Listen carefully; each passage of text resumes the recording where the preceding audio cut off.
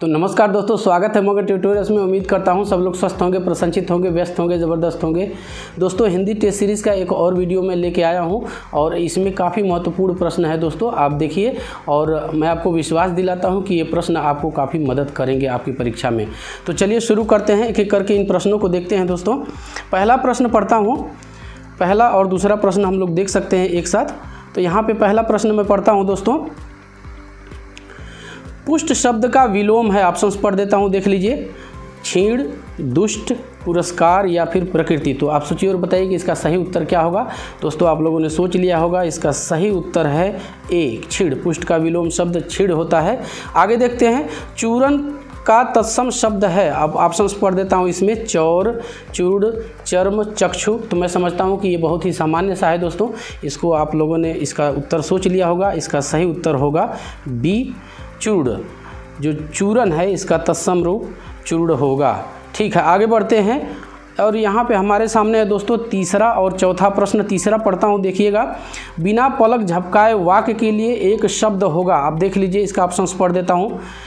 निष्पलक, निष्क्रिय, निर्निमेष, निर्विकार। तो आप सोचिए, दिमाग लगाइए कि इसका सही उत्तर क्या होगा दोस्तों। यदि आपने कहीं पे पढ़ा होगा, इस तरह के शब्द जो हैं, इस तरह के प्रश्न काफ़ी पूछे जाते हैं, चाहे वो यूपी टेट हो, सुपर टेट हो, राजस्व लेखपाल की तमाम परीक्षाएं होती हैं, यूपी SSSC की। तो ये इसमें पूछे जाते हैं दोस्तों। आप लोगों ने अपना उत्तर ढूंढ लिया होगा। मैं आपको सही उत्तर बता देता हूँ। इसका सही उत्तर होगा दोस्तों सी, निर्निमेष कहते हैं। बिना पलक झपकाए वाक्यांश के लिए एक शब्द होगा निर्निमेष। आगे बढ़ते हैं, चौथा देखते हैं। यहाँ पे शुद्ध वर्तनी चुनिए, देख लीजिए। शमशान, शमशान, श्मशान और श्मशान। तो आप सोचिए और बताइए कि इसका सही उत्तर क्या होगा दोस्तों। काफ़ी ध्यान से विकल्पों को देखिएगा, बहुत माइन्यूट सा अंतर है। और यदि थोड़ी सी भी असुविधा, थोड़ी सी भी यदि हम इग्नोर किया हमने, तो फिर दिक्कत हो सकती है वहाँ पे। आप लोगों ने फिलहाल उत्तर अपना सोचा होगा। मैं आपको सही उत्तर बताता हूँ। सही इसका वर्तनी इसकी होगी श्मशान। श्मशान बोलते हैं, तो ध्यान रखिएगा इन चीज़ों को। आगे बढ़ते हैं दोस्तों। यहाँ पे हमारे सामने है पांचवा और छठवां प्रश्न। पांचवा और छठवां प्रश्न देखते हैं दोस्तों।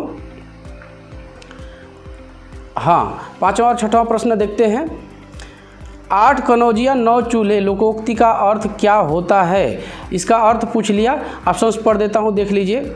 मस्त रहना, फांका करना, अलगाव की स्थिति, संपन्नता की स्थिति। तो आप सोचिए और बताइए कि क्या इसका होगा सही उत्तर दोस्तों। ये देख लीजिए, इसका सही उत्तर होगा सी, अलगाव की स्थिति।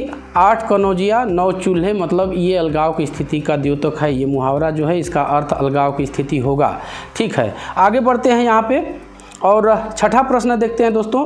तुलसीदास के रचनाकार है। ऑप्शंस पढ़ देता हूँ, देख लीजिए। महादेवी वर्मा, केशव दास, सूर्यकांत त्रिपाठी निराला जी या फिर डॉक्टर रामविलास शर्मा। तो आप सोचिए और बताइए कि इसका सही उत्तर क्या होगा। दोस्तों, आप लोगों ने सोच लिया होगा। इसका सही उत्तर है, याद करने वाली चीज़ है ये, सूर्यकांत त्रिपाठी निराला जी ने ये तुलसीदास की रचना की है।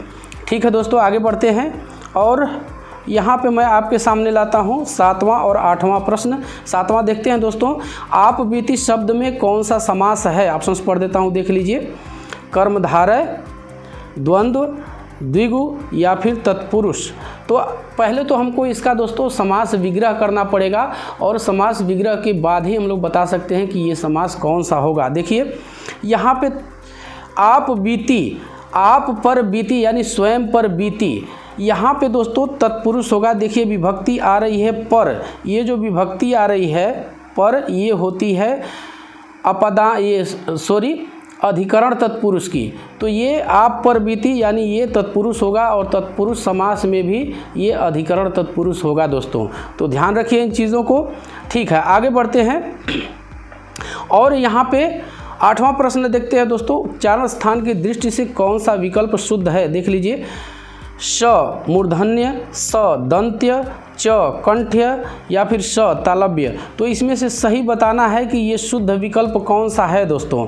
आप देखिए, श हम जानते हैं कि ये तालव्य होता है, इसका मूर्धन्य नहीं होता है।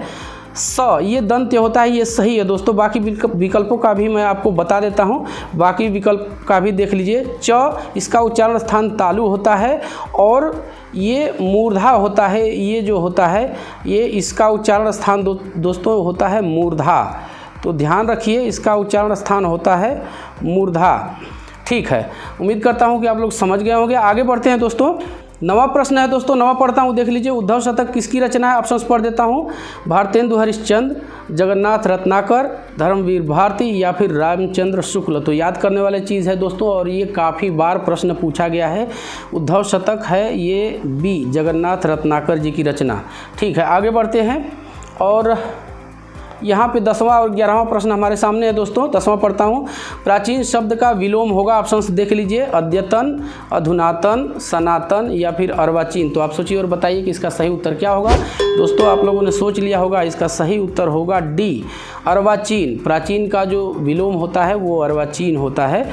11वां है, सूरज का 7वां घोड़ा किसकी रचना है? ऑप्शंस पढ़ देता हूँ, देख लीजिए। राहुल संकृत्यायन, धर्मवीर भारती, डॉक्टर संपूर्णानंद या फिर देव। तो आप सोचिए और बताइए कि इसका सही उत्तर क्या होगा। दोस्तों इसका सही उत्तर होगा धर्मवीर भारती। ये भी प्रश्न कई बार यूपी टेट में, यूपी सुपर टेट में, IR राजस्व लेखपाल की भी परीक्षा में ये प्रश्न पूछा गया है दोस्तों। तो याद रखिए, काफ़ी महत्वपूर्ण प्रश्न है ये। ठीक है, आगे बढ़ते हैं।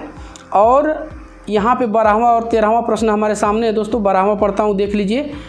अलंकार शब्द में कौन से उपसर्ग का प्रयोग है? ऑप्शंस पढ़ देता हूँ, देख लीजिए। अल, अलन या फिर अलम। तो आप सोचिए और बताइए कि इसका सही उत्तर क्या होगा। दोस्तों इसका उपसर्ग है, अलंकार में जो उपसर्ग लगाया जाता है, डी, अलम, ये उपसर्ग है। तो इसको भी याद रखिए, ये भी काफ़ी महत्वपूर्ण प्रश्न है दोस्तों। 13वां पढ़ता हूँ। जिनका उच्चारण ऊपर के दांतों पर जीभ लगाने से होता है उसे क्या कहते हैं? ऑप्शंस देख लीजिए। कंठ्य, दंत, मूर्धन्य या फिर ओष्ठ। तो आप सोचिए और बताइए कि इसका सही उत्तर क्या होगा दोस्तों। इसका सही उत्तर होगा बी, इनको बोलते हैं दंत। तो आगे बढ़ते हैं और यहाँ पे मैं आपके सामने लाता हूँ 14वां और 15वां प्रश्न। देखते हैं इन्हें। 14वां पढ़ता हूँ दोस्तों। निम्नलिखित में ऊष्म व्यंजन कौन से हैं? ऑप्शंस पढ़ देता हूँ, देख लीजिए। श, स, अ, ब, स, च, छ, ज या फिर य, र, ल। तो आप सोचिए और बताइए कि इसका सही उत्तर क्या होगा। दोस्तों इसका सही उत्तर होगा ए, स, स और ह भी होता है इसके साथ, याद कर लीजिए। इनको हम लोग ऊष्म व्यंजन कहते हैं। ठीक है, आगे बढ़ते हैं दोस्तों। और 15वां है, लुनाई का तत्सम रूप होगा। ऑप्शंस पढ़ देता हूँ, देख लीजिए। लावण्यता, लवणता, लवण या फिर क्षारीय। तो आप सोचिए और बताइए कि इसका सही उत्तर क्या होगा। दोस्तों इसका सही उत्तर होगा लवणता। लुनाई का जो तत्सम रूप होगा वो होगा लवणता। बाकी ये देख लीजिए, लावण्यता तो ये सुंदरता से मतलब है, लवण तो ये भी नहीं होगा। क्षारीय ये भी मिलता जुलता है, लेकिन इसका जो ये शब्द है ये इसका रूप सही नहीं है। क्षारीय तो हम जानते हैं कि ये भी नहीं हो पाएगा, ये क्षार से मतलब है, तो सही उत्तर हमारा बी ही होगा। ठीक है, आगे बढ़ते हैं। और मैं आपके सामने लाता हूं दोस्तों 16वां और 17वां प्रश्न। देखते हैं इन्हें। 16वां है, स्कंदगुप्त किसकी रचना है? ऑप्शंस पढ़ देता हूं, देख लीजिए। जयशंकर प्रसाद, रामधारी सिंह दिनकर, आचार्य महावीर प्रसाद द्विवेदी या फिर रामचंद्र शुक्ल। तो आप सोचिए और बताइए कि इसका सही उत्तर क्या होगा। दोस्तों इसका सही उत्तर होगा ए, जयशंकर प्रसाद। स्कंदगुप्त जो है ये नाटक है दोस्तों, और ये जयशंकर प्रसाद जी की रचना है। ठीक है, आगे बढ़ते हैं।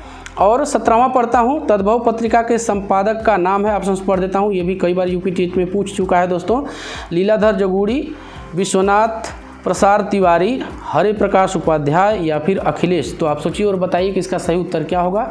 दोस्तों आप लोगों ने सोच लिया होगा, इसका सही उत्तर है डी, अखिलेश। तद्भव पत्रिका के जो संपादक थे वो अखिलेश जी थे। ठीक है, आगे बढ़ते हैं। और यहाँ पे हमारे सामने है दोस्तों 18वां प्रश्न पढ़ता हूँ, इसे देखिए। सूरसागर किस भाषा की रचना? ऑप्शंस पढ़ देता हूँ, देख लीजिए। अवधी, बुंदेली, ब्रज या फिर छत्तीसगढ़ी। ये प्रश्न भी दोस्तों कई बार पूछा जा चुका है, चाहे वो यूपी टेट हो या सुपर टेट हो या फिर लेखपाल की परीक्षा में भी ये प्रश्न आया हुआ है, मुझे जहाँ तक याद है। इसका सही उत्तर है सूरसागर ब्रज भाषा की रचना है। ये जो सूरसागर है ये ब्रज भाषा की रचना है, तो याद रखिएगा इन चीज़ों को। आगे बढ़ते हैं। और यहाँ पे हमारे सामने है दोस्तों 19वां और आखिरी 20वां प्रश्न पढ़ देता हूँ, इन्हें देख लीजिए। शीश का तत्सम रूप क्या है? बहुत साधारण सा है दोस्तों, फिर भी ऑप्शन में पढ़ता हूँ। शीशा, शीर्ष, सिरा या फिर शीर्षक। तो आप सोचिए और बताइए कि इसका तत्सम रूप क्या होगा दोस्तों। इसका तत्सम रूप होगा शीर्ष। तो याद रखिए। 20वां प्रश्न पढ़ता हूँ दोस्तों। 20वां प्रश्न है चौराहा शब्द में समास है, ऑप्शंस पढ़ देता हूँ, देख लीजिए। कर्मधारय, द्वंद्व, द्विगु या फिर अव्ययी भाव। तो आप सोचिए और बताइए कि इसका सही उत्तर क्या होगा दोस्तों। सही उत्तर मैं आपको बता देता हूँ, ये है सी। जहाँ कहीं भी आपको प्रथम पद संख्यावाची दिखाई देता है तो आप बाकी विकल्पों को काट ही दीजिए, क्योंकि देखिए कर्मधारय है तो इसमें उपमेय, उपमान या फिर विशेषण विशेष से संबंध होता है। द्वंद्व है, दोनों पद प्रधान होते हैं और विभक्ति का लोप हो जाता है यहाँ पे, तो ये भी कट जाएगा। अव्ययी भाव है तो प्रथम पद अव्यय होता है, हम सभी जानते हैं। तो यथाशक्ति जैसे हम लोग कहते हैं, भरपेट, इस तरह से, तो ये कट जाएगा। अब द्विगु है और मान लीजिए कि यहाँ पे यदि आपको बहुब्रीहि समास भी ऑप्शन में हो तो यहीं पे कन्फ्यूज़न होती है। जैसे द्विगु समास है तो द्विगु समास में प्रथम पद संख्यावाची होगा, लेकिन वो एक समूह का बोध कराएगा, समाहार का बोध कराएगा। जैसे हम इसका विग्रह करेंगे तो चौराहा, चार राहों का समाहार, लेकिन यहीं पे अगर चतुर्भुज आ जाए तो वहाँ पे दोस्तों ये जो द्विगु समास है वो नहीं होगा, यहाँ पे बहुब्रीहि हो जाएगा। चतुर्भुज का जब हम समास विग्रह करेंगे तो वो होगा चार भुजाएं हैं जिसकी, अर्थात विष्णु भगवान। तो यहाँ पे ये छोटी छोटी चीज़ें ध्यान देने वाली है। इसमें द्विगु समास में ध्यान देने वाली यही चीज़ है कि जो प्रथम पद होगा वो संख्यावाची होगा और समास विग्रह करने के बाद एक समूह का बोध होगा। तो बस दोस्तों यही था आज की इस वीडियो में। उम्मीद करता हूँ कि आपको ये प्रश्न और वीडियो दोनों पसंद आए होंगे। और चलते चलते एक रिक्वेस्ट रहेगी कि आप मगध ट्यूटोरियल्स के परिवार को बड़ा करने में हमारी मदद कीजिए। जब ऐसा दोस्तों करते हैं आप तो हमें एक आत्मबल ज़रूर मिलता है। तो बस इजाज़त दीजिए, नमस्कार।